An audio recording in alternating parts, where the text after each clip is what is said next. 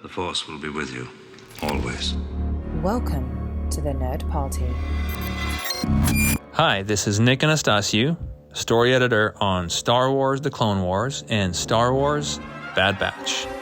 And you are listening to Aggressive Negotiations. Well, hello and welcome to Aggressive Negotiations. I am just one of your hosts, Matthew Rushing, and I am so excited to be back with none other than Jedi Master John Mills. As we're going to make a quick... Oh, hold on. Excuse me. John, we're not going to make it to our next stop, so I think we need to stop on Navarro before we go any further, because there is no way we are making it to our destination to rendezvous with that Jedi. Way to tease it out there, Matt, because goodness knows, I know after our last adventure, I thought we were going straight to seeing that Jedi. But alas, we have a stop off along the way that caught some of us by surprise. But, did it delight anybody? We'll find out as we discuss it here on Aggressive Negotiations. Yeah, we've got the Siege we're going to be talking about tonight. Like we said, we're stopping over there on Navarro. We're going to catch up with Gina Carano and Carl Weathers and see what's going there. But before we dive into talking about the episode, of course, a quick reminder, you can find us wherever podcasts can be had. And if you are so inclined, and we hope that you are, give us a star rating review. Apple Podcasts, Spotify are places you can do that. John, I added us to YouTube Music as well in their podcast section. You can find us there. We're all over the place. Amazon has podcasts, and wherever you get your podcasts, you can find us. Maybe you should share us out on social media or with a friend. If you want to follow us on social media, we'd love to interact with you over on X Twitter. We're at the Jedi Masters. We got the entire network at Joy Nerd Party. You can also find us on Instagram at the Nerd Party, as well as thenerdparty.com, and see all the shows that we've got going on. So check all of those places out, and John and I would love to talk to you. And then last but not least, if you're old fogies like us, you can find us on Facebook at facebook.com/the Nerd Party. So, John, I mean, we teased it, obviously. I think the episode right before this, the Heiress, we felt like we were going to jump right to meeting this Jedi, Ahsoka Tano. It was teased there. And yet, the Razor Crest being only partially repaired is just not going to make it to Corvus. And so they make a stop on Navarro and have a very interesting adventure. And so, kind of coming back to this, how did you feel about how, just this episode works? Because everybody's looking forward to this possibility of meeting Ahsoka, I think. And yet, we delay that for this episode. And so, first, do you think that it works to do that instead of just going to the promise right away? Well, I think that it winds up working. I think this was a tremendous risk to take, honestly. I think that this could have gone sideways. And I think that what happens, spoilers for our final thoughts or whatever, I think that what happens is that they take a big gamble and it winds up paying off because the episode itself is so good that you wind up forgiving the fact that, I won't lie, like revisiting season 2, it's still, the initial reaction is, oh, wait, I thought, oh, okay. But then once the episode gets going, you're like, okay, cool. All right. And you wind up digging it. And then there's some tremendous action that happens in it. So you wind up forgiving it. And I think that they, in a sense, they luck out. This is like a football team calling a play that starts off with like a reverse.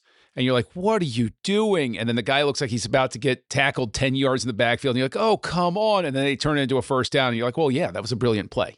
That's my impression of this episode.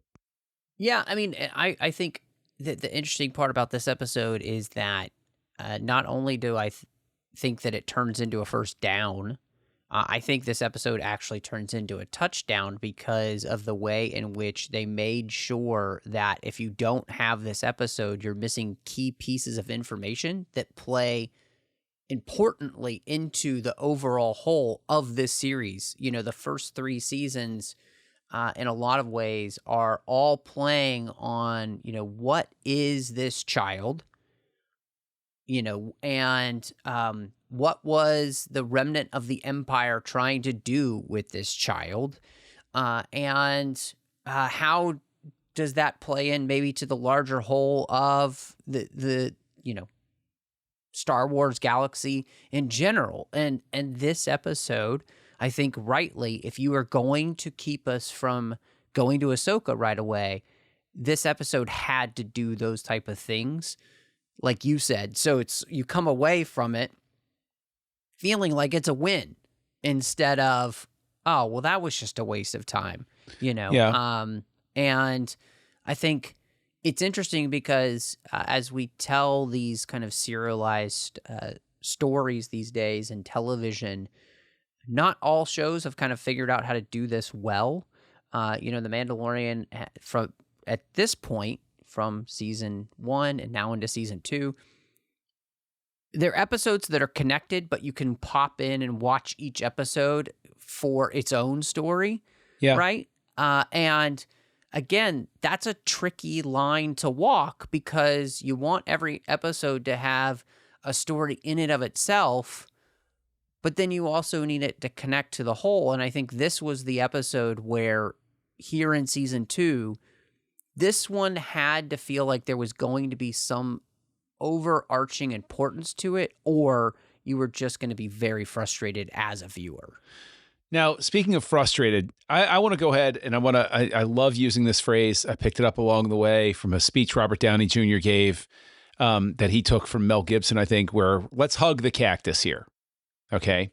And by that, I mean, I have to ask, did you see the infamous half a crew member in the background the first time you watched this episode, or did you miss it? Because I think I totally missed it. Okay, good. Because I was going to come clean, because I was going to be like, until people started talking about it online, I was like, what the hell are you talking about? And then everybody was like, Yep, no, look same. at this picture, look at this picture. But then, like, of course, they've gone and digitally changed it. Now, don't you think that that's a testament to how good the episode is, that the action is good enough in that scene that most people didn't notice that crew member, that half a crew member in the background? Like, I think it winds up being a weird compliment to how the show comes together, because my eye was where it was supposed to be, which was on the action, not scrutinizing the background. So I think two things are at play. One, I was engrossed with the action. And two, I guess my television at the time wasn't good enough to catch that, or like it wasn't high enough resolution or something. But it's so wild how that became really the thing that this episode is known for. Do you think that that's detracted at all from people's estimation of it? Do you think that people have lost, do you think people have lost the episode overall because this viral moment caught on? Mm-hmm. Yeah, I mean, I think that that's an interesting question. And I would say, at least for me personally, going back in watching the episode so we could talk about it this evening, I don't even think about that, honestly. Like, I kind of forgot that happened until you actually brought it up to talk about. Cool. Because to me, this episode is one of those where I'm so much enjoying all the little world building applications to this episode, where it's, Navarro has become a place where people actually want to live. It gives us a taste of what life is like in the galaxy, for people like kids at school. And like, there are all these just little moments that I think give us just a hint as to what life looks like outside the control of the Empire, and why then this episode where you see the threat of the Empire and its presence here on Navarro, that it could ruin, kind of this, it's not utopia, but it's just everyday life of the human beings being and the different species from around the galaxy who choose to make this home, or even a place just to stop by. I think, to me, there's just so much to love about this episode, and it doesn't even have to do with the major implications that we get for the larger series as a whole. I just really enjoyed actually being able to experience that even again, here with these characters. And two, what I thought was great is that this was a place where, Star Wars has always been really good at this, is where you pick up characters later on and you can tell a bunch of backstories happened. Mm-hmm.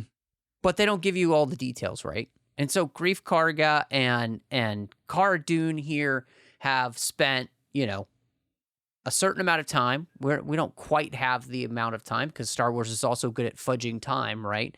And they've cleaned up this town and they've made this town a place that people want to be. And I love that because, again, it's so quintessentially Star Wars. Clone Wars would do it. All the animated shows have done this in some way.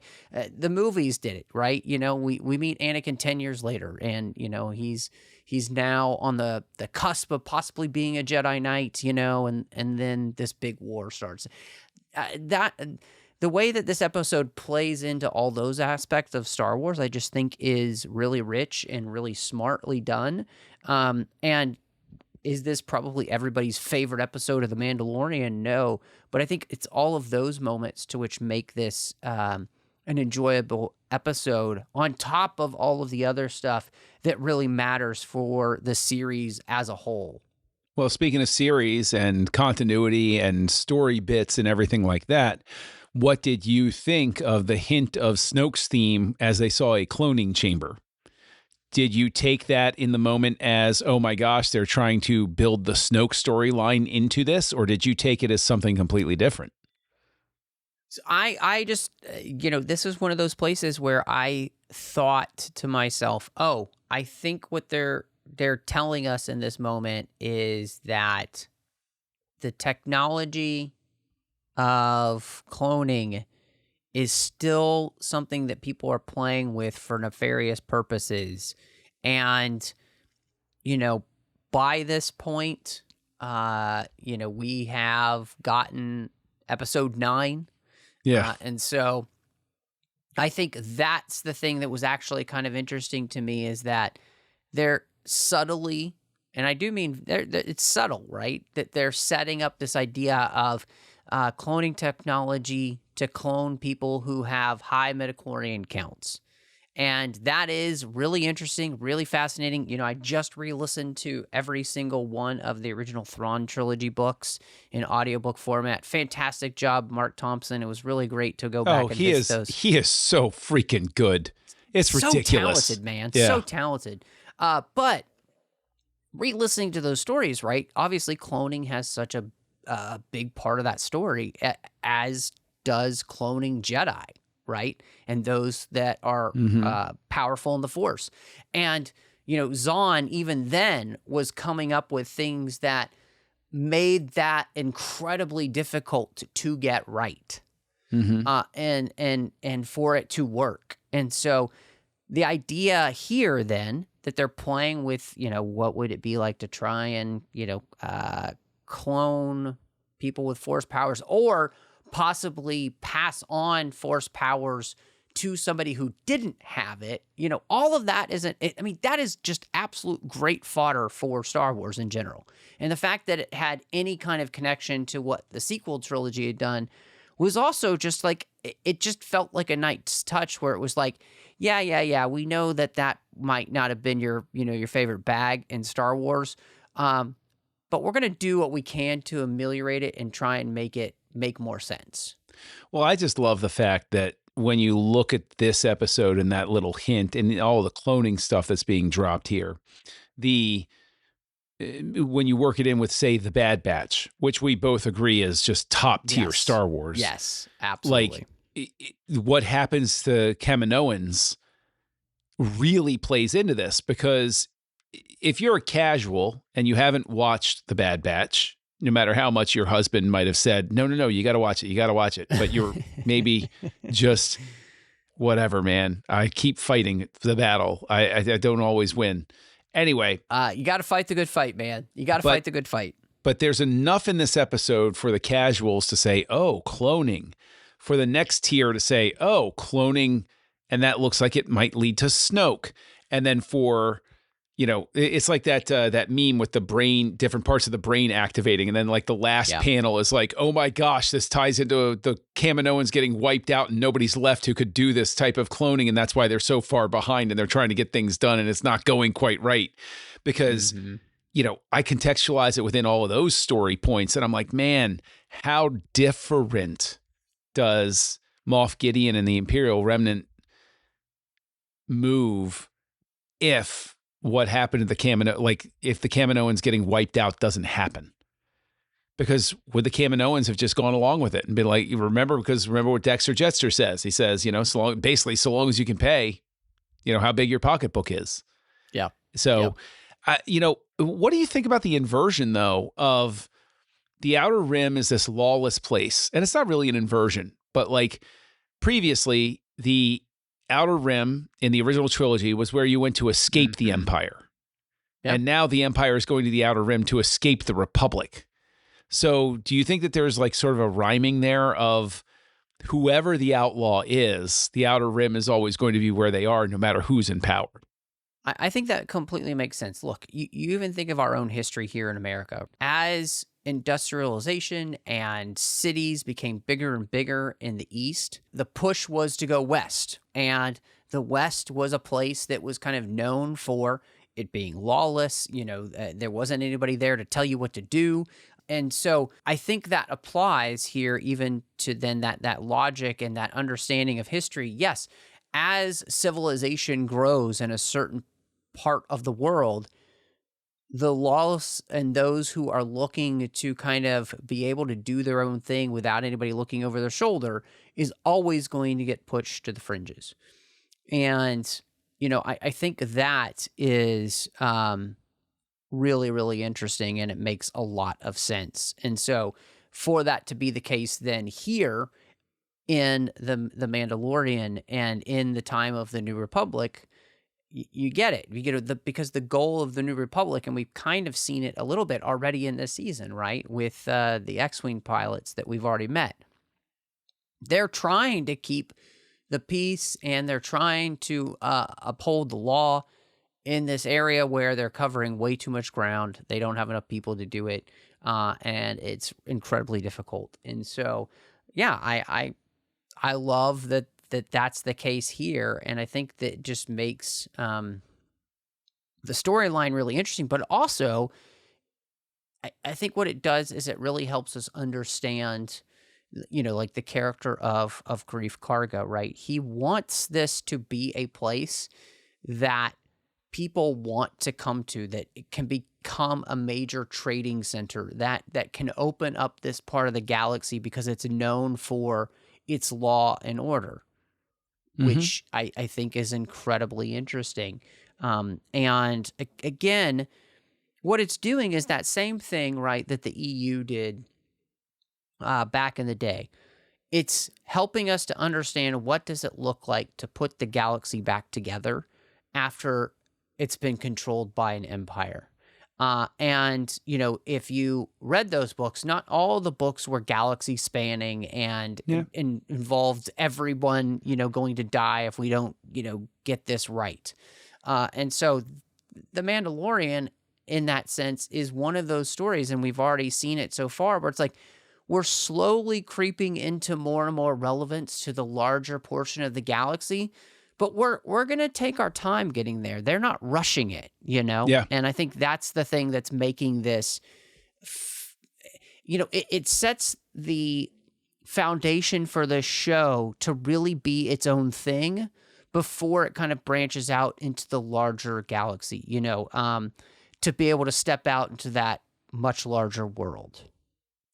So much larger world, much larger action set piece, I think, in this one. The Heiress, we have a huge action set piece, right? We have the Gazanti cruiser, we have the storming of it, we have the flight sequence, we have the swooping down, very large and expansive.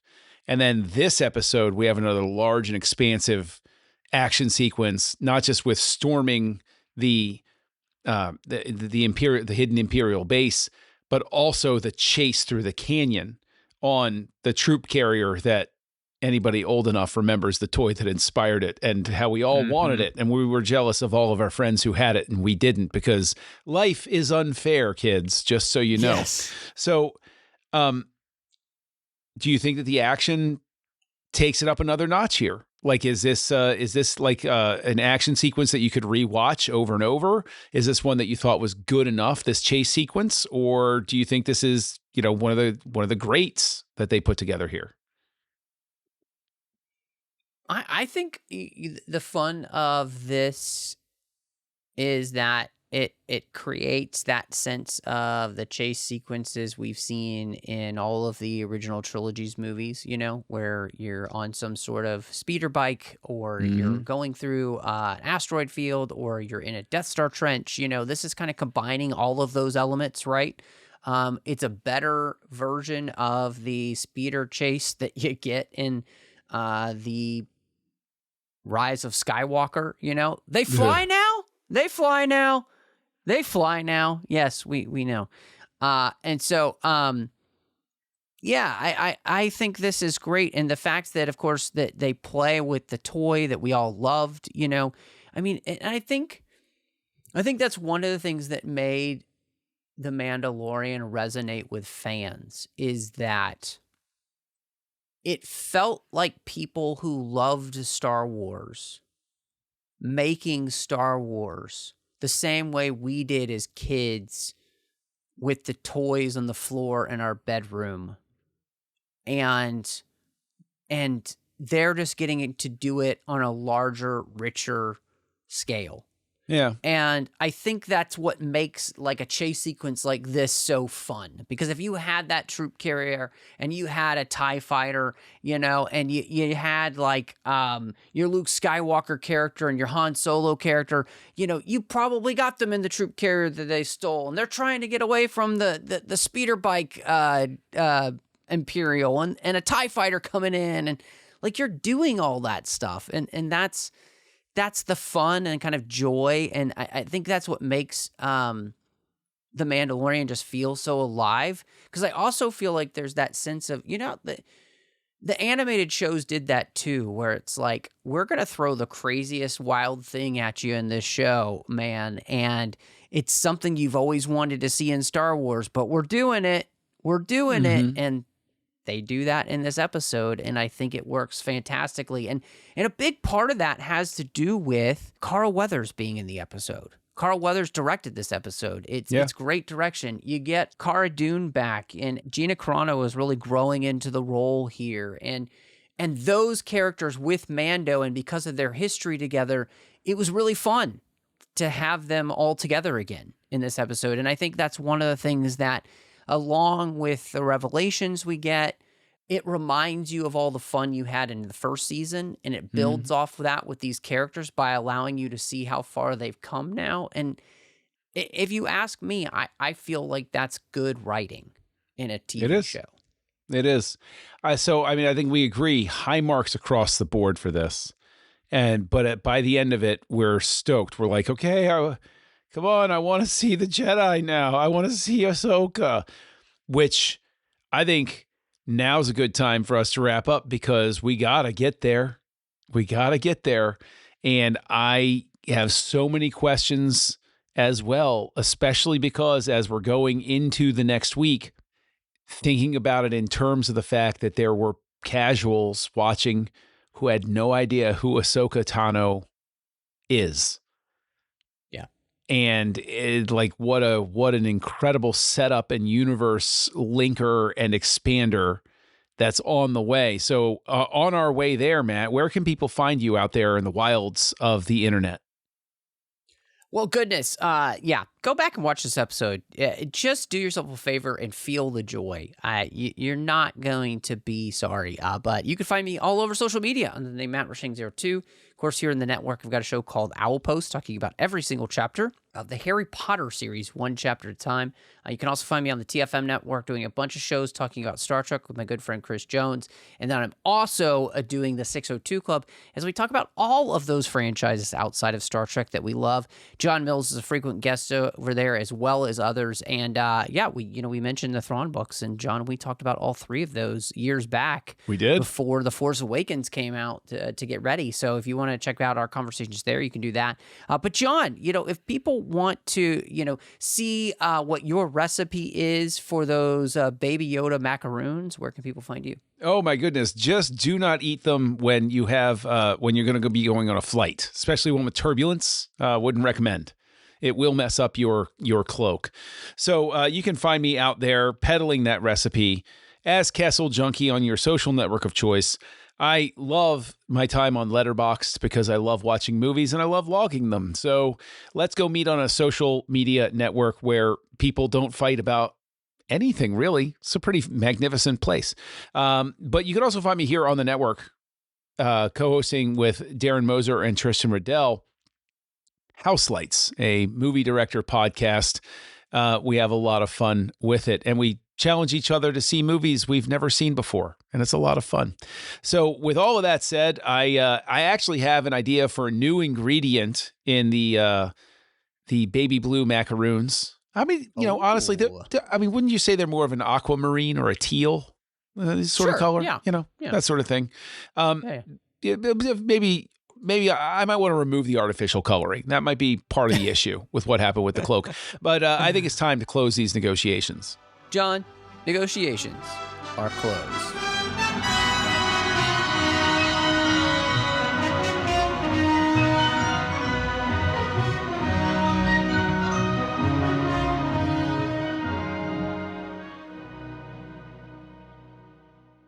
Join the revolution. Join the Nerd Party.